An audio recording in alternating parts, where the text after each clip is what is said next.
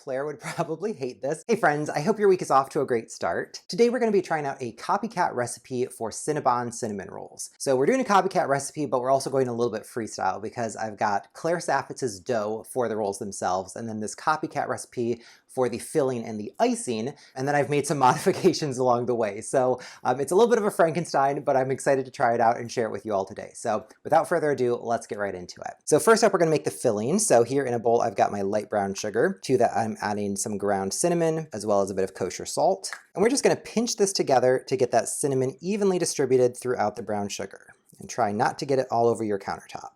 All right, so that looks nice and evenly incorporated, so we can set this aside until we're ready for it. For the dough, I'm using a half portion of Claire Saffitz's sweet yeast dough from her Dessert Person cookbook. I've linked the video here for you so you can check out the step-by-step on that. Let's get right into it. So I'm dusting the surface with a little bit of flour, turning the dough out onto the surface, and then quickly degassing with the heel of our hand, sprinkling with a little bit more flour. And then I'm just going to start this by pulling it kind of into a rectangle shape, just to make it a little bit easier to roll out. All right, so we've got roughly a 6x8 rectangle, and now we need to roll this out to about 20 by 12.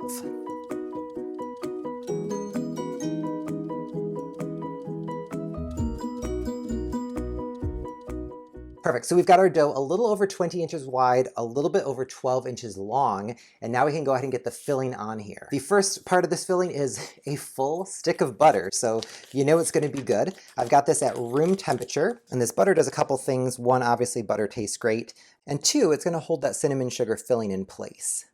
All right, perfect. So we went right up to the edges on 3 sides. We left a little ribbon along the top to fuse the dough back together.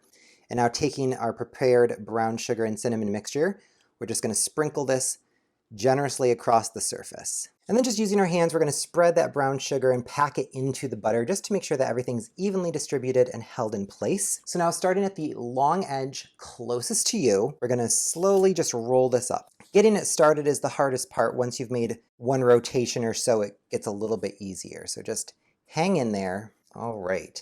We'll leave that seam side down. You can see that we've got some really scraggly edges.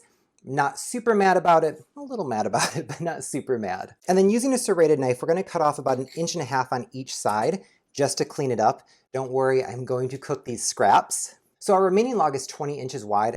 So you may be wondering, how did I roll my dough out to about 20 inches wide, cut off 1.5 inches from each side, and still have a 20-inch wide log of dough?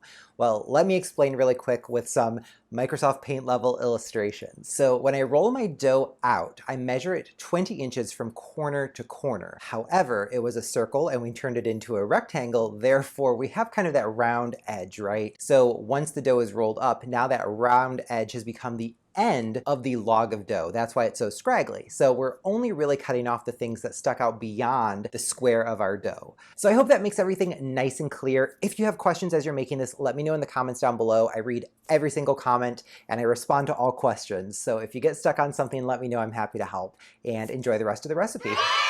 So our remaining log is 20 inches wide and I want to get 10 cinnamon rolls out of this. So every 2 inches, we're going to do a cut. And now we're just going to transfer these onto our prepared baking tray. So I'm using a half sheet pan here. And that recipe wants us to press these down slightly. So they were 2 inches tall and I'm pressing this down to about 1.5 inches tall. So these are all ready to go for their second rise. So I'm going to cover this with some plastic wrap and we're going to let this rise for 40 to 60 minutes until they're about 50% larger than they are right now. So I'll see you when we're ready to bake. Our cinnamon rolls have been proofing at room temperature for just about an hour at this point, and they are roughly 50% large. At this point, what we need to do is brush the surface of them with a beaten egg. This is going to help with browning. Perfect. So we are ready to bake this in our preheated 350-degree oven until they're golden brown and fully cooked. So these cinnamon buns baked for a total of 16 minutes. So you can see they're nice and golden brown. Let's make that frosting. The icing for these cinnamon rolls is really kind of like a cream cheese frosting, which is a good thing, I think. So to a large bowl, I'm going to add in some cream cheese and unsalted butter. And then using my electric hand mixer, I'm just going to beat this for a couple minutes to get it broken apart and smoothed out. All right, so that was just about 1 minute. It's definitely smoothed out considerably. So now we're going to add in our vanilla extract along with our powdered sugar. And then over low speed, I'm just mixing to get that powdered sugar incorporated into the butter and cream cheese mixture. All right, so that powdered sugar is looking mostly incorporated. I'm going to turn this up to medium-high.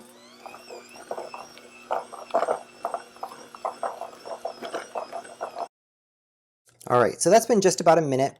It's looking nice and smooth. And I'm going to add in 1 tablespoon of heavy cream just to thin down that consistency a bit.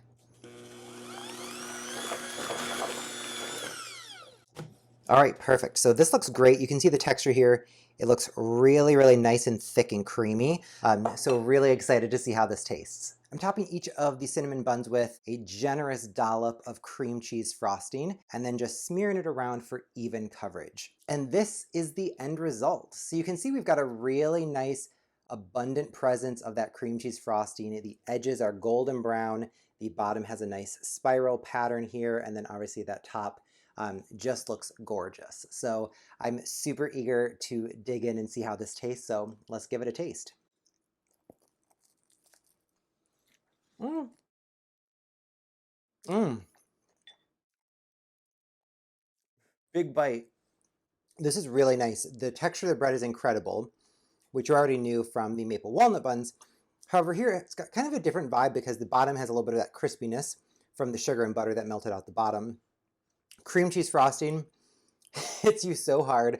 I would say this is probably the dominant flavor, which, thinking of Cinnabon, I think that's about right. The ratio of frosting to cinnamon roll I think is just about perfect for me at least. So we've got probably a good 1/4 inch to 1/2 inch of icing just piled on top there. The tanginess of the cream cheese does help to cut the sweetness of all of that brown sugar in the filling, as well as the confectioner's powdered sugar in the frosting itself.